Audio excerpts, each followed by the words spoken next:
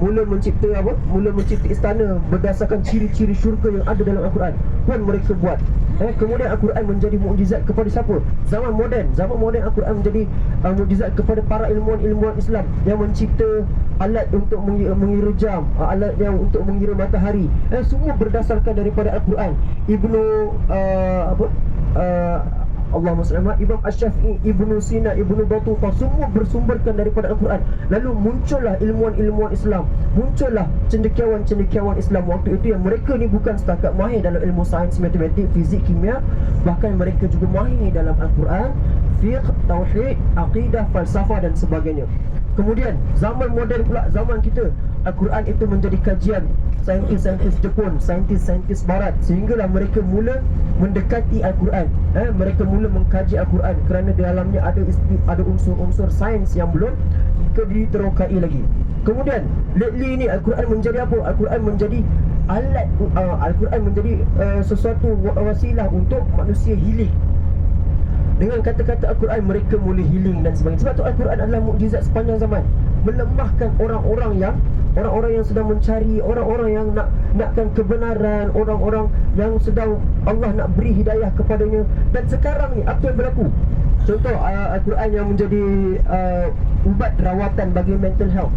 Sebelum dalam 3 ke 4, 5 tahun Al-Quran dia punya fasa dia adalah fasa ketika mana orang mula mencari mental health, mula kena serang mental health dan sebagainya.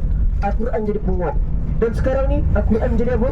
Al-Quran menjadi bacaan kepada orang-orang barat ketika mana Israel menyerang Palestin. Apa yang berlaku? Ramai orang barat mula buka Al-Quran, terkejut melihat keimanan orang Palestin sampai mampu berdiri teguh walaupun diserang, dihenyak, diterajang dan sebagainya, dibunuh, diperkosa dan sebagainya. Tapi kagum melihat ahli Palestin yang semakin kuat akidahnya kerana mereka berpegang dengan Al-Quran. Lalu orang-orang barat mula baca Al-Quran. Kan viral kan dekat TikTok sekarang ni. Orang daripada TikTokers daripada British, daripada England mula meluk agama Islam. Kemudian Andrew Tate mula meluk agama Islam. Kemudian semua berpunca daripada Al-Quran.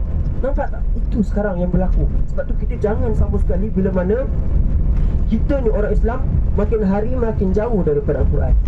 Alangkah bahasa kasarnya, alangkah celakanya kita bila mana kita ni Allah sebut declare dalam Al-Quran kuntum khaira ummatin ukhrijat, tiba-tiba kita tidak menghargai declaration daripada Allah yang ada dalam Al-Quran dan kita tidak beramal dengan Al-Quran. Betapalah celakanya kita kerana kita tidak menjadikan Al-Quran sebagai panduan hidup.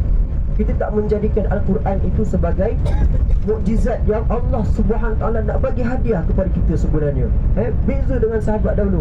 Ada je ayat Quran terus mereka hafal. Ada saja ayat Quran yang baru terus mereka hafal. Dan kemudian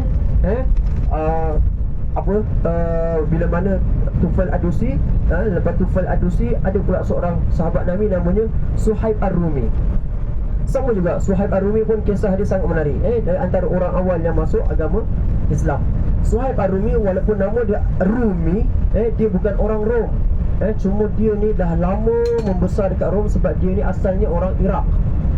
Asalnya adalah orang Iraq. Kalau ikut sejarah tak silap saya, dia asalnya orang Iraq atau orang Syam macam tu. Kemudian dia ni dijual. Dia jual sampailah dibeli oleh, alamak, cerita pula tu. Kacau tu. Kemudian dia sampai dijual dekat Rom.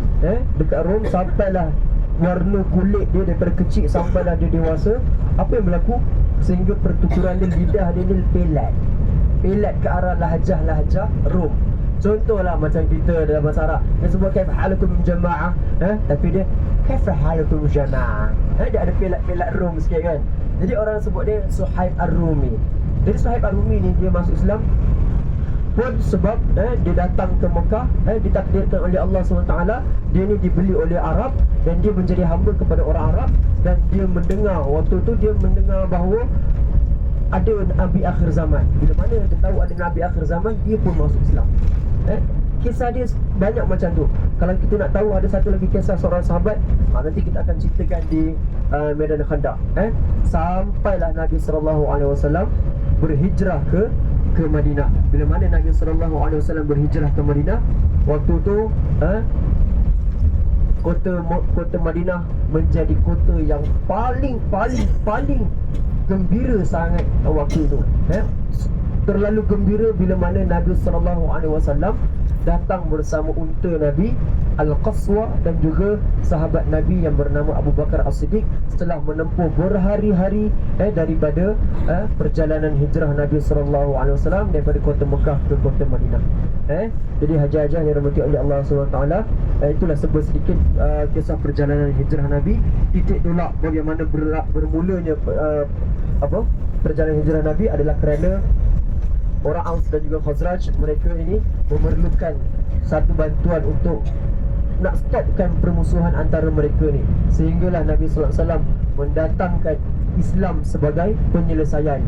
Nabi sallallahu alaihi wasallam mendatangkan Al-Quran itu sebagai penyelesaian untuk mereka. Sehinggalah perjanjian Aqabah pertama, Aqabah kedua, sampailah Nabi sallallahu alaihi wasallam berhijrah ke Madinah. Baik, barakallahu fikum. InsyaAllah lepas ni kita akan sambung lagi. Saya lupa nak cerita kisah Nabi. Ustaz, Nabi ni sama ke macam kita waktu muda?